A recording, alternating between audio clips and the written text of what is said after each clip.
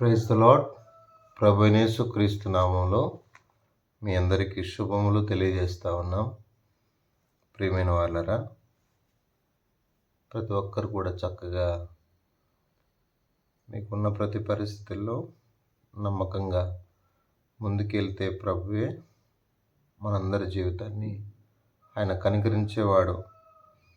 ఈ దేవుని లేఖనాలు మనల్ని చక్కగా నడిపిస్తాయి, ఎంతో క్షేమంగా నడిపిస్తాయి.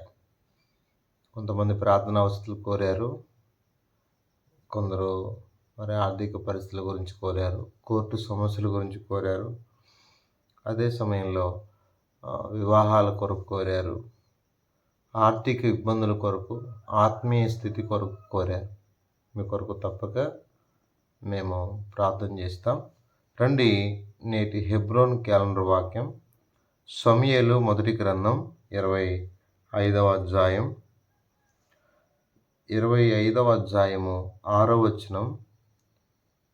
నీ ఇంటికిని నీకు కలిగిన అంతటికిని క్షేమమవునుగాక. నా ప్రియమైన వాళ్ళరా, నీకును నీ ఇంటికిని నీ కలిగిన అంతటికిని క్షేమమవునుగాక. దావీదు గారు వర్తమానం పంపిస్తున్నారు నాబాలుకు. కొన్నిసార్లు కొన్ని వాగ్దానాలు వస్తాయిలే కానీ వాటిని మనం స్వతంత్రించుకునే పరిస్థితులు కనిపించం. వాగ్దానాలు స్వతంత్రించుకునేటువంటి యోగ్యత కూడా మనకు ఉండదు. అర్థమవుతుందా ప్రియులారా? ఇక్కడ మంచి మాటలు దావీదు గారు వర్తమానాన్ని పంపించారు. దావీదు గారు అరణ్యం ముందు వారి గొర్రెలకు చాలా భద్రతగా, వారి ఆస్తికి భద్రతగా ఉన్నాడు, వాళ్ళ సైన్యం అంతా కూడా. అందుకే వారికి ఎంతో క్షేమం కలుగుతూ వచ్చింది. ఏ సింహాలు, ఎలుగుబంట్లు, చిరుతలు కానీ ఆ మంద మీద దాడి చేయకుండా ఒక ప్రాకారం వలె వారు ఉంటూ వచ్చారు. అర్థమవుతుందా ప్రియమైన వాళ్ళరా? ఇక చాలా క్షేమాన్ని దేవుడు వారికి ఇస్తూ వచ్చాడు. సరే, ఏదేమైనప్పటికీ వర్తమానాన్ని పంపాడు. మరి నీ ఇంటికిని నీ కలిగిన అంతటికి నీ క్షేమవునుగాక అని వర్తమానాన్ని పంపాడు. ఇప్పుడు ఆ వర్తమానాన్ని, ఆ వాగ్దానాన్ని 7వ వచనం చదువుతున్నాను చూడండి. నీ యొద్ద గొర్రెపుచ్చు కత్తిరించు వారు ఉన్నారు సంగతి నాకు వినబడెను. నీ గొర్రెల కాపరులు మా దగ్గర ఉండగా మేము వానికి ఏ కీడు చేసి ఉండలేదు. వారు కర్మేలులో ఉన్నంతకాలం వారు ఏది పోగొట్టుకొనలేదు. ఏది పోగొట్టుకోలేదు అంటే కారణం, మేమెంతో కష్టపడ్డాం, అందుకే వారు ఏమీ పోగొట్టుకోలేదు. అంటే దేవుడు దావీదు గారి ద్వారా నాబాల ఆస్తికి క్షేమాన్ని ఇచ్చాడు. ఏమీ పోగొట్టుకోకుండా చక్కగా ఆ క్షేమాన్ని ఇచ్చాడు. అది గుర్తించలేకపోయాడు నాబాలు. చాలాసార్లు దేవుడు మనకు చేసే మేలులు, ఉపకారాలు గుర్తించలేని స్థితిలో ఉంటామన్నమాట. నిజమే, చాలాసార్లు మనం గుర్తించలేని స్థితిలోనే బతుకుతూ ఉంటాం. ఇప్పుడు నీ ఇంటికిని నీ కలిగిన అంతటికి నీ క్షేమమును గాక నా వాగ్దానాన్ని నాబాలు స్వతంత్రించుకున్నాడా అంటే స్వతంత్రించుకోలేదు, దాన్ని పొందలేకపోయాడు. కారణం తనకున్నటువంటి గుణం. ఎందుకంటే ఈరోజు చాలామందికి మంచి గుణం లేదు. క్షేమాన్ని పొందలేకపోవడానికి ప్రధాన కారణం మంచి గుణం లేకపోవడం. అన్నీ బాగానే ఉన్నాయి, ఇదే ఉండదు. మంచి గుణం ఉండాలి. నువ్వు క్షేమాన్ని పొందాలి అంటే నీ మనసు మంచిదై ఉండాలి. యేసుక్రీస్తు రక్తంలో కడగబడి, శుద్ధి చేయబడి, పక్షపాతం లేనివాడవై చక్కగా జీవించగలిగితేనే దేవుని క్షేమాన్ని ఇస్తాడు. అర్థమవుతుందా? ఒకవేళ ఎంతోమంది కపట సహోదరులు నీ క్షేమవునుగాక అన్నప్పటికీ కూడా, రాజు చిరకాలం జీవించునుగాక, రాజుకు క్షేమమునుగా అన్నంత మాత్రాన క్షేమం అవుతుందా? కానే కాదు. ఇక్కడ చూడండి, ఇతను ఎంతో ఆస్తి గలవాడు, బహుభాగ్యవంతుడు. నేటి దినాల్లో అన్నీ ఉంటున్నాయి. అర్థమైందా? ఆస్తి ఉంటుంది, అంతస్తులు ఉంటాయి, అన్నీ ఉంటాయి, కానీ క్షేమం ఉండలేదు. అన్నీ ఉంటున్నాయి. అన్నీ ఉండి ఏ లాభం? క్షేమం లేకపోతే అన్నీ ఉండి ఏ లాభం? 3వ వచనం చదువుతున్నాను, 25వ అధ్యాయం 3వ వచనం. అతని పేరు నాబాలు, అతని భార్య పేరు అబిగయిలు. ఆ స్త్రీ సుబుద్ధి గలదై రూపస్నై ఉండెను. అయితే చర్యను బట్టి చూడగా నాబాలు మోటువాడు, దుర్మార్గుడై ఉండెను. అతడు కాలేబు సంతతివాడు. మోటోడు, దుర్మార్గుడట. ఎలా వస్తుంది బ్రదర్? మాకెందుకు క్షేమం రావట్లేదు? దేవుడు ఎలాంటి క్షేమాన్ని ఇస్తాడంటే, యెషయా గ్రంథం 9వ అధ్యాయం 7వ వచనంలో ఇది మొదలుకొని మితి లేకుండా దానికి క్షేమమును వృద్ధిని కలుగజేయుదును అన్నాడు. దేవుడు మితి లేనటువంటి క్షేమాన్ని, వృద్ధిని ఇచ్చేవాడు, ఏదో కొద్ది గొప్ప కాదు. ఎందుకంటే కీర్తనలు 16:2లో నీవే ప్రభుడవు, నీకంటే నాకు క్షేమాధారం లేదని దావీదు చెప్పాడు. క్షేమానికి ఆధారము దేవుడే. ప్రసంగి 8:2లో తనకు భయపడే వారికి దేవుడు క్షేమాన్ని కలిగిస్తాడని స్పష్టంగా రాసింది. 122వ కీర్తన 7వ చరణంలో నీ నగరులో క్షేమముండునుగాక. ఎవరి నగరిలో? దేవుణ్ణి ఆధారం చేసుకున్నవాడు, దేవునికి భయపడేవాడు, మన జీవితంలో మితి లేకుండా క్షేమము, వృద్ధి దేవుడిస్తాడు. వారి నగరిలో దేవుడు క్షేమాన్ని నింపుతాడు. ఎందుకంటే ఆయన ఏర్పరచుకున్న వారి క్షేమము దేవుడు చూస్తాడు, ఆయన ప్రజలు చూస్తారు. 106వ కీర్తన రాస్తుంది. నా ప్రియ సహోదరులారా, నిజంగా చెప్తున్నాను, ఈ రోజుల్లో ఈ క్షేమాన్ని చూడలేకపోతున్నాం. కారణం మన స్వభావం దీనికి ప్రధాన కారణం. నాబాలు తర్వాత క్షేమంగా ఉండలేకపోవడానికి కారణం తన మాటలు, తన అహంకారం, తన దుర్మార్గమైన క్రియలు. దావీదు గారిని తిట్టడం, దూషించడం. అర్థమవుతుందా? ఈరోజు దైవ సేవకుల్ని దూషించే వాళ్ళు లేరా? తస్మాత్ జాగ్రత్త. నమ్మకమైన దైవ సేవకుల్ని ఇష్టం వచ్చినట్లు మాట్లాడితే తగిన మూల్యం ఎవరైనా చెల్లించాల్సిందే. జాగ్రత్తగా. చాలామంది మేమే భక్తి పరులం, మాకంటే భక్తి ఎవరికి లేదు అన్న విధానంలో మాట్లాడుతూ ఉంటారు. దానికి తగిన మూల్యము ప్రతి ఒక్కరూ చెల్లించాల్సిందే. ఈవెన్ నేను కూడా. మాకంటే భక్తి పరులు లేరు అనుకోవడం మన భ్రమేనండి. దేవుడు తన కృపలో అందరినీ ముందుకు తీసుకెళ్తుంటాడు. ఆయన కృపలేంది ఎవరేమీ చేయలేము. ఒకవేళ చేసినా అది నిలబడదు. అర్థమైందండి? ప్రభు కట్టేది నిలబడుతుంది, కానీ నేను కట్టేది నిలబడుతుందా? ప్రభు కట్టాలి. సంఘాన్ని ప్రభు కట్టాలి, ఇంటిని ప్రభు కట్టాలి, జీవితాలను ప్రభు కట్టాలి. ప్రభు కట్టని ఇల్లు, ప్రభు కట్టని సంఘము, ప్రభు కట్టని ఏది కూడా నిలబడుతుందా? నిలబడదు కదా మిత్రమా. ఏది నిలబడుతుంది? సహోదరులారా, నిలబడదు కదా.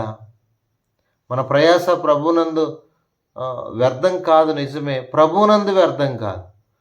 మనము లోకంలో ఉండి చేసినంత మాత్రాన అదేదో పెద్దదైపోతుంది. వాళ్ళు బాబేల్ని కట్టినట్టు తారుమారు చేస్తాడు దేవుడు, తారుమారు చేస్తాడు. చాలామంది మొదటి వారు కడపటి వారు అవుతారు, కడపటి వారు మొదటి వారు అవుతారు. కాబట్టి జాగ్రత్త పడాలి. ఇక్కడ తనకున్న స్వభావం ఏంటంటే, మోటువాడు, దుర్మార్గుడు కనుక అతని ఇంటికి, అతనికి కలిగినంతటికి క్షేమాన్ని తర్వాత దినాల్లో పొందలేకపోయాడు. అతనికి కూడా క్షేమం లేదు. నీకును, నీ ఇంటికిని, నీ కలిగినంతటికి క్షేమమునుగాక. ఈ వాగ్దానము తన జీవితంలో నెరవేర్చబడకపోవడానికి కారణం తన స్వభావమే, తన మాటలే. ఇతరులను చాలా ఈజీగా అవమానిస్తుంటారు కొంతమంది. చాలా త్వరగా రియాక్ట్ అయ్యి అవమానించద్దు ఎవరిని కూడా. అంత ఎందుకంటే దేవుడు సృజించిన తన ప్రజలను అవమానించడానికి ఎవరు చాలా తొందరగా అవమానిస్తుంటారు. వెనక ముందు ఏం ఆలోచించరు. దావీదును అవమానించాడు నాబాలు. ఒకవేళ నీకు ఆస్తి ఉండొచ్చు, నీ ఆస్తిని బట్టి గర్విస్తావా? నీకు ధనం ఉండొచ్చు, నీకు ఉద్యోగం ఉండొచ్చు. కొంతమంది ఉద్యోగాన్ని బట్టి గర్విస్తూ ఉంటారు, ఎదుటి వ్యక్తిని తక్కువ చేసి మాట్లాడుతూ ఉంటారు. వద్దు వద్దు వద్దు వద్దు తమ్ముడు, వద్దు అన్నయ్య, వద్దు సేవకులారా, వద్దు, అలా వద్దు. మనం ఎందుకు అలా మాట్లాడాలి? ఇతర హృదయాలను ఎందుకు గాయపరచాలి? కాబట్టి చాలా చక్కగా ఇక్కడ మనం అర్థం చేసుకోవాలి. నాబాలు కలిగిన అంతటికి ఒకవేళ భార్య సుబుద్ధి గలది కాబట్టి తను చక్కగా తర్వాత కాలంలో దావీదుకు భార్య అవుతూ వచ్చింది. అయితే ఇతను సరైనటువంటి బుద్ధి లేనివాడు. కాబట్టి బుద్ధి లేని విధానంలో జీవిస్తే క్షేమం ఉండదు. క్షేమం ఎలా ఉంటుంది? బుద్ధి లేకుండా బ్రతికితే నాకైనా క్షేమం ఉండదు, మీకైనా క్షేమం ఉండదు. అందుకే జాగ్రత్తగా ఉండాలి. అందుకే దావీదు గారు అంటాడు, అబ్షాలోము నా కుమారుడు క్షేమంగా ఉన్నాడు. ఎలా ఉంటాడు? తండ్రి ఆశ అది, అంతే. ఇంక క్షేమం ఎక్కడి నుండి వస్తుంది? ఆ మాట సమూయేలు 2వ గ్రంథం 18వ అధ్యాయము ఒక మాట చదువుతాను చూడండి. 18వ అధ్యాయము 29వ వచనం. అర్థమవుతుందా? నేను చెప్పే మాటలు మీకు అర్థమవుతున్నాయా? అంటే లోకములో లోకానుసారంగా జీవించేవాడు క్షేమంగా ఎలా ఉంటాడు? మనం ఆశపడాల్సిందే. తల్లిదండ్రులుగా దావీదు ఆశపడ్డాడు, తండ్రిగా. అది జరిగి ఇంపాసిబుల్ కదా, ఇంపాసిబుల్. 29వ వచనం, రాజు బాలుడగు అబ్షాలోము క్షేమంగా ఉన్నాడా అని అడుగుగా అహిమయేషు అని చెప్తూ కిందికి మరలా అడుగుతాడు. నిజంగా ఎంత ఏడుస్తాడంటే తండ్రి ఈరోజు తండ్రి ఆశ అది మాట. 32వ వచనం, రాజు బాలుడగు అబ్షాలోము క్షేమంగా ఉన్నాడని అడిగాను. అందుకు కూషుడు చెప్పినదేమనగా, అంటే ఎన్నిసార్లు అడుగుతున్నాడు చూడండి, నా కుమారుడు క్షేమంగా ఉన్నాడా, నా కుమారుడు క్షేమంగా ఉన్నాడా. ఎంతగా ఇబ్బంది పెట్టి బాధ పెట్టినప్పటికీ కూడా తండ్రి అడుగుతున్నాడు. తల్లిదండ్రులు అడుగుతారు, బిడ్డలు క్షేమంగా ఉండాలనుకుంటారు. మరి సరైన విధానం లేకపోతే సమూయేలు బిడ్డలైనా, ఏలీ బిడ్డలైనా, మరి ఎవరి బిడ్డలైతే ఏముంది, దావీదు బిడ్డలైనా, అహరోను బిడ్డలైనా ఎవరైతే ఏముందండి, సరైన క్రమశిక్షణ లేకపోతే ఎవరూ క్షేమంగా ఉండలేరండి. ఇది నిజమే. దావీదు యొక్క ఆశ, నా కుమారుడు క్షేమంగా ఉండాలి. ఇతనేమో భయంకరమైన స్థితిలో ఉన్నాడు. తల్లిదండ్రుల ఆశలు ఇలానే ఉంటాయి, నా బిడ్డలు క్షేమంగా ఉండాలి. మరి వారు ఏ స్థితిలో ఉన్నారో కూడా తెలుసుకోవాలండి. ఇంతకు చక్కగా ఆత్మీయంగా ఉన్నారో లేదో, ఆత్మీయంగా కట్టబడుతున్నారో లేదో. ఇతనేమో అరికాలు మొదలుకొని తల వరకు నేను చక్క అందగాన్ని అని గర్వంతో విరవీగిపోతున్నాడు. విరవీగిపోయి తండ్రిని తరిమే స్థాయికి వచ్చాడు. ఒలివల కొండ ఎక్కుచూ ఏడ్చుచూ తల కప్పుకొని పాదరక్షకులు లేకుండా కాలినడకన వెళ్ళాడు దావీదు గారు. ఎంత ఏడ్పు! అర్థమైందా?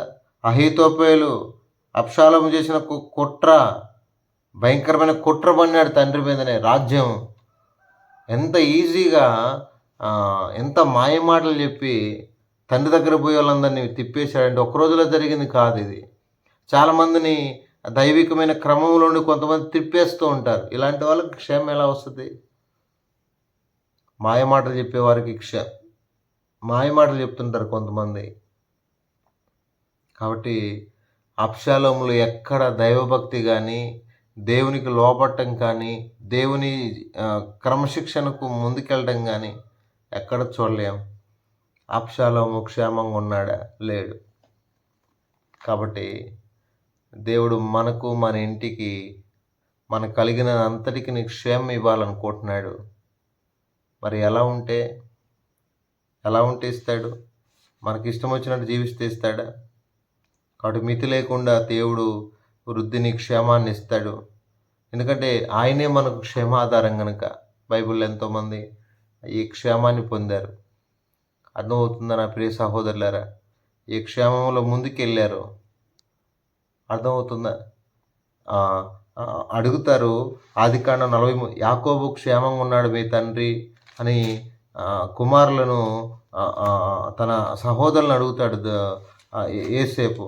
43వ అధ్యాయం నేను చదువుతాను. ఎందుకు క్షేమంగా ఉన్నాడు? ఎందుకంటే దేవుని మీద ఆధారపడిన వాడు ఎప్పుడు క్షేమంగానే ఉంటాడు. అర్థమవుతుందా? దేవుని మీద ఆధారపడితే మన జీవితాలు ఎంతో ధన్యమవుతాయి.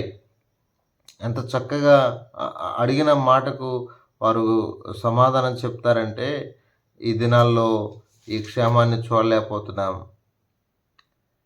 మీ తండ్రి రండి ఆ మాట చదవండి. 43వ అధ్యాయము 27వ వచనం చదువుతున్నాను. అప్పుడు మీరు చెప్పిన ముసలివాడైన మీ తండ్రి క్షేమంగా ఉన్నాడా, అతడు ఇక బ్రతికి ఉన్నాడా అని వారి క్షేమ సమాచారం అడిగినందుకు వారు, నీ దాసుడైన మా తండ్రి ఇంకా బ్రతికి ఉన్నాడు, క్షేమముగా ఉన్నాడని చెప్పి వంగి సాగిలపడిరి. అవునా? క్షేమంగా ఉన్నాడా? అవును. దేవుని ఆధారం చేసుకున్నవాడు క్షేమంగానే ఉంటాడు. వృద్ధాప్యం వరకు కూడా యాకోబు క్షేమంగా ఉన్నాడు, చక్కగా ఉన్నాడు. కాబట్టి ఈరోజు ఈ క్షేమం నీకు కావాలా? నీకును నీ కలిగినంతటికి నీ ఇంటికి క్షేమంగా ఉన్నాను. నీ నీ నీ డేరా క్షేమ గుడారమని మరి ఎప్పుడు అర్థమవుద్ది? క్షేమ నివాసం అని. కాబట్టి నీకు నీ ఇంటికి దేవుడు క్షేమం కలిగించాలనుకుంటున్నాడు. దేవుని ఆధారం చేసుకో. దేవుడు నీకు క్షేమాన్ని ఇస్తాడు. ఏ మనుషుడు నీకు క్షేమాన్ని ఇవ్వలేడు. రండి ప్రార్థన చేసుకుందాం. పరిశుద్ధుడైన తండ్రి, కృపగలిగిన దేవానికి ఎంతో వందనాలు. ఈ దినాలు అన్నీ ఉన్నాయి కానీ క్షేమమే లేదు ప్రభువా. మా కుటుంబాలకు నీ క్షేమాన్ని దయచేయండి ప్రభువా. ఎన్నో నష్టాలు, ఎన్నో ఇబ్బందులు, ఎన్నో కష్టాలు మా ప్రియులు ఎదుర్కొంటున్నారు. ఒక్కొక్కరు ఫోన్ చేసి మాట్లాడినప్పుడు ఎంత కష్టాల్లో ఉన్నారు, ఎన్ని బాధల్లో ఉన్నారు, ఎన్ని ఇబ్బందుల్లో ఉన్నారు ప్రభువా. వారిని ఆదరించవా, వారి మీద నీ కృప చూపవా తండ్రి. నాబాలు నాయన నా ప్రభువా తన మోటుతనాన్ని బట్టి, తన దుర్మార్గతను బట్టి, తన మాటలను బట్టి తన క్షేమాన్నంతా పోగొట్టుకున్నాడు ప్రభువా. తనకు మరణాన్ని తెచ్చుకున్నాడు. అయితే నా ప్రభువా అబ్షాలోము కూడా క్షేమంగా ఎలా ఉంటాడు తన జీవితంలో? నా ప్రభువా ఎక్కడ కూడా దేవునికి చోటు లేదు. అబ్షాలోము చనిపోయాడు ప్రభువా. వృద్ధుడైనటువంటి యాకోబు క్షేమంగా ఉన్నాడు. కారణం నిన్ను ఆధారం చేసుకున్నాడు ప్రభువా.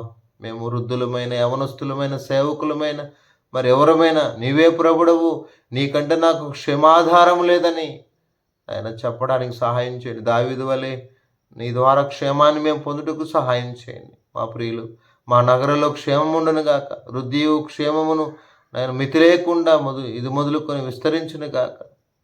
సహాయం మా ప్రియులకు ఎవరికి ఎటువంటి క్షేమం అవసరమో వారికి మీరు దయచేయమని ప్రార్థన చేసి చాలామంది అడుగుతున్నారు. మా ప్రియ సోదరుడు పీటర్ బ్రదర్ తన కుమార్తె విషయంలో ఆయన ప్రిలిమ్స్ ఎగ్జామ్స్ ఉన్నాయి. ఆయన అప్పుడు SBI క్లర్క్ జాబ్ విషయంలో కనికరించండి.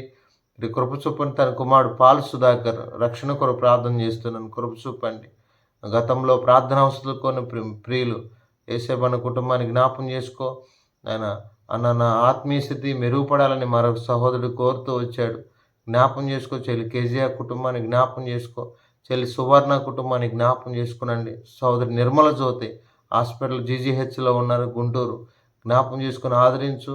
నా తండ్రి పాల్ మార్మన్స్ కొరకు ప్రార్థన చేస్తున్నాను, జ్ఞాపం చేసుకో. నా తండ్రి జ్ఞాపం చేసుకో ప్రభు. జాన్సన్ హదస్స వివాహ సహాయం చేయండి.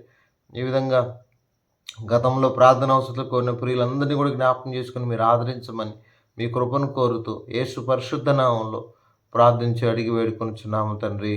ఆమేన్.